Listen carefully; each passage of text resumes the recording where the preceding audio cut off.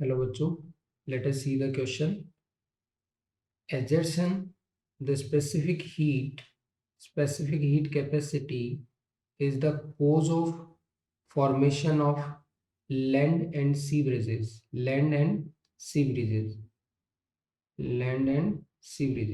इस पे बात करेंगे. And the reason is the specific heat of water is more than the land. चलिए, इस पे थोड़ा सा चर्चा का विषय है ये. थोड़ा सा एक मैकेनिज्म को अपने को समझना पड़ेगा. मैकेनिज्म क्या है? जैसे अपन सॉल्यूशन की बात करते हैं, सॉल्यूशन की बात करें तो यहाँ थोड़ा सा समझना ज़रूरी है. इस तरफ अपना लैंड है, ये अपना क्या है? लैंड है. और इस तरफ अपन ने क्या ले लिया है? ये अपना सी है. ठीक है जी, ये अपना क्या है? सी है.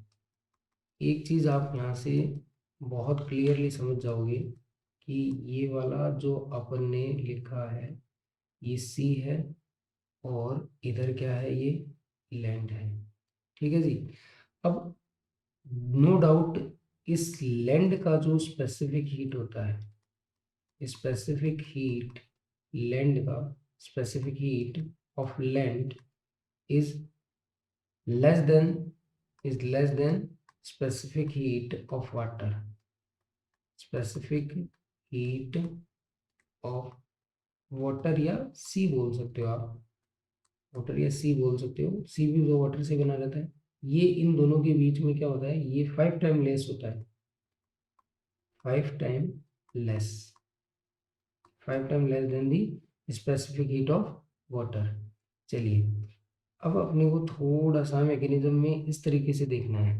जब डे डे होता है, दिन का टाइम होता है, तो आप जानते हो कि जिसकी स्पेसिफिक हीट कम होगी वो जल्दी से हीट गेन करेगा. और मतलब कुल मिलाकर के जिसकी स्पेसिफिक हीट कम होती है उसका टेम्परेचर राइज करना बड़ी आसान बात होती है.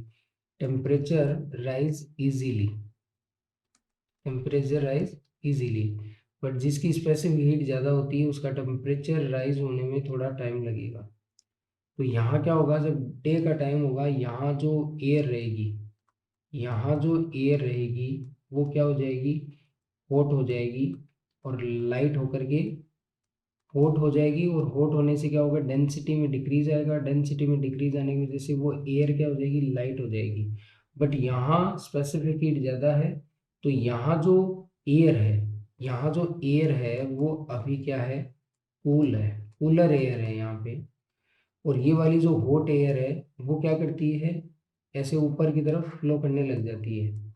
ऐसे ऊपर की तरफ ऊपर उठेगी भाई. जब आप हीटअप करोगे डेंसिटी में डिक्रीज आएगा. डेंसिटी में डिक्रीज आने की वजह से ऊपर की तरफ जाएगी. तो यहाँ से जो कोल्ड एयर है वो इसकी जगह लेने के लिए इधर आती है. क्या आती है? इस तरफ आती है. इसको आप सी ब्रीज बोलते हो. क्या बोलते हो? सी ब्रीजेज बोलते हो इसको. क्यों भाई? ये सी ब्रीज आ गया आपका. अब क्या होगा? जब नाइट का टाइम रहेगा तो ये वाला जो लैंड है जिसने जितनी जल्दी टेम्परेचर को राइज किया है उतना ही जल्दी ये टेम्परेचर को नाइट के टाइम में क्या करेगा? डिक्रीज भी करेगा. क्या करेगा? जब नाइट होगी, थोड़ा सा ठंडा माहौल होगा तो क्या करेगा? ये डिक्रीज करेगा. और ये भी क्या करता है? ये और ये दोनों एनर्जी रेडिएट करते हैं. ये अपन जानते हैं कि एनर्जी क्या करते हैं? ये रेडिएट करते हैं.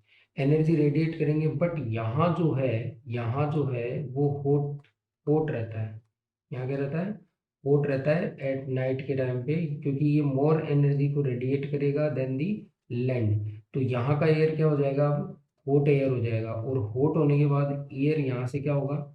ऊपर उठ जाएगा. इस सी के ऊपर वाला जो एयर है वो ऊपर की तरफ फ्लो करने लग जाएगा, जिससे कि ये लैंड वाली जो कोल्ड एयर है वो इसकी जगह लेने की कोशिश करेगी. ये जो लैंड वाली कोल्ड एयर है वो इसकी जगह लेने की क्या करती है? कोशिश करती है. और जगह जब ये लैंड वाली एयर लेगी तो यहाँ फिर लैंड ब्रिज बनता है. क्या बनता है? ये लैंड ब्रिज होगा फिर तुम्हारा. कौन सा ब्रिज होगा? Land bridge. तो आप देख लो, ये जो लैंड और सी ब्रिजेज चली है उसका रीजन तो अपने को बेसिकली कहाँ से मिला है? स्पेसिफिक हीट से ही मिला है. कहाँ से मिला है? स्पेसिफिक हीट से ही मिला है अपने को। तो आप ये कह सकते हो कि एजर्शन भी ट्रू है यहाँ पर और रीजन भी क्या है, ट्रू है। और रीजन इस एक्सप्लेनेशन की क्या सॉरी, ये जो रीजन है वो इस एजर्शन का करेक्ट एक्सप्लेनेशन भी है। So the answer is a. So the final answer is a. Thank you, best of luck.